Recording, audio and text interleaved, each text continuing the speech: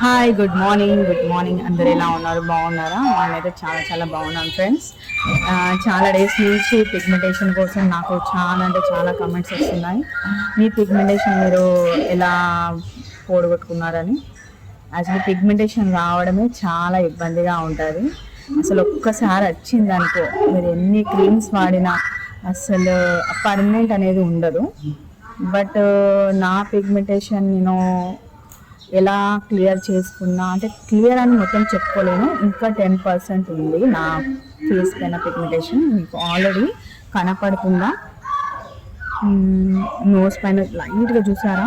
ఇంకా ఇక్కడ చూడండి లైట్గా, ఇదైతే పింపుల్స్ మార్క. లైట్గా చూడండి ఫ్రెండ్స్.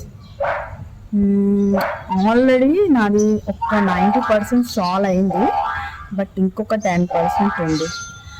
కానీ పిగ్మెంటేషన్ నేను ఆల్రెడీ హాస్పిటల్కి వెళ్ళాను, చాలా క్రీమ్స్ వాడాను. నేను వాడిన క్రీమ్స్ ఏం లేవు అన్నట్టు నేను అనుకుంటున్నాను.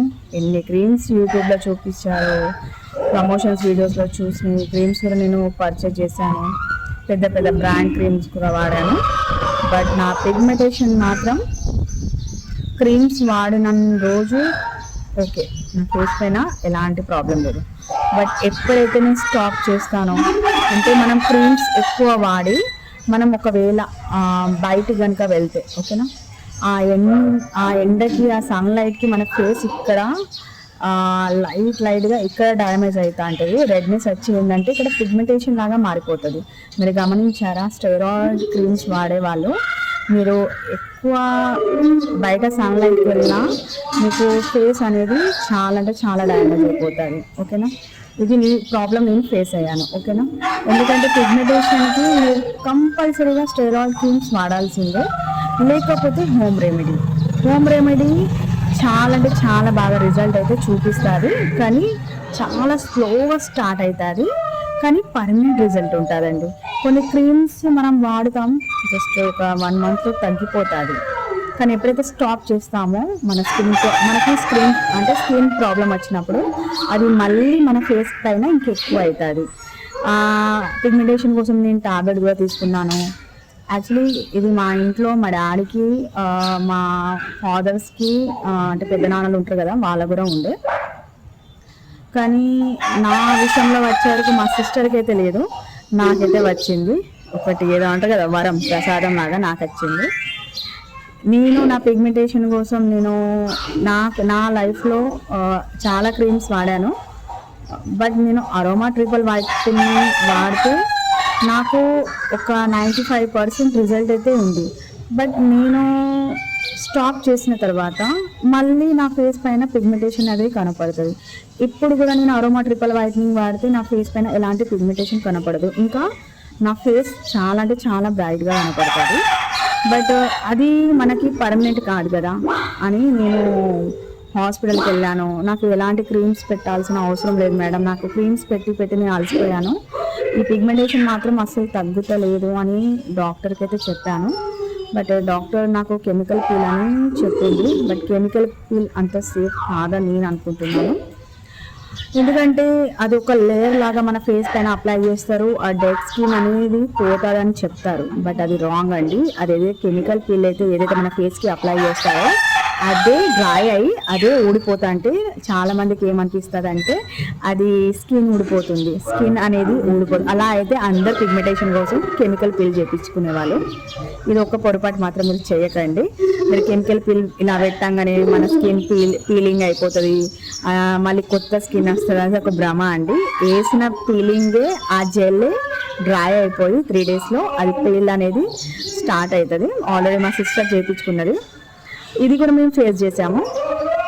కానీ లాస్ట్ నేను ఒక హోమ్ రెమెడీ ఫేస్ ప్యాక్ అయితే వాడాను, అది వాడుతున్నాను. ఇప్పటికీ వాడబట్టి 7 days అవుతుంది. క్రీమ్స్ స్టాప్ చేసేసాను. ఫస్ట్ నేను పెట్టుకున్న క్రీమ్స్ అని స్టాప్ చేసేసి ఓన్లీ ఫేస్ ప్యాక్ 3 times, ఒకటే ఫేస్ ప్యాక్ 3 times పెడుతున్నాను.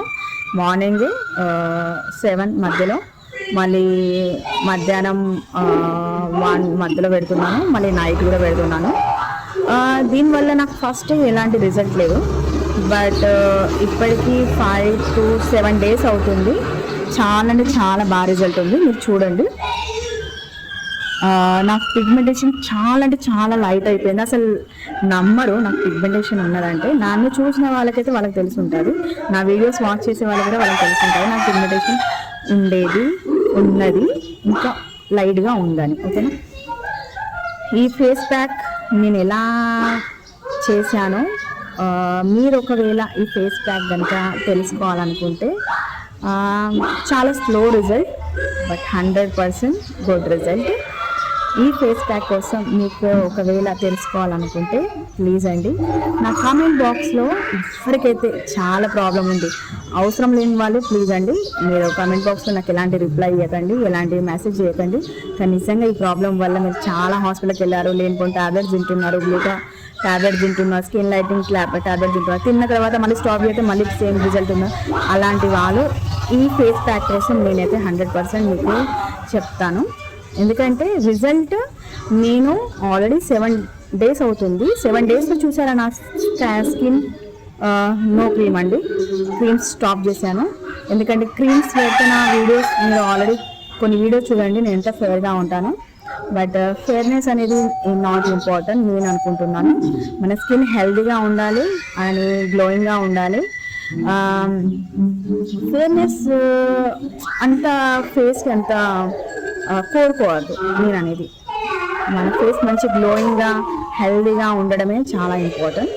దీనికోసం మీరు ఎక్కువ వాటర్ తీసుకోండి, మంచి మంచి ఫ్రూట్ తీసుకోండి, మంచి మంచి మంచి ఫేస్ ప్యాక్ పెట్టుకోండి. ఫేస్ ప్యాక్ ఏది పెడితే అది పెట్టకండి, ఎందుకంటే కొన్ని స్కిన్కి కొన్ని ఫేస్ ప్యాక్ సూట్ కాదు. కొందరు కాఫీ ఫేస్ ప్యాక్ అలాంటివి అన్నీ పెడతారు.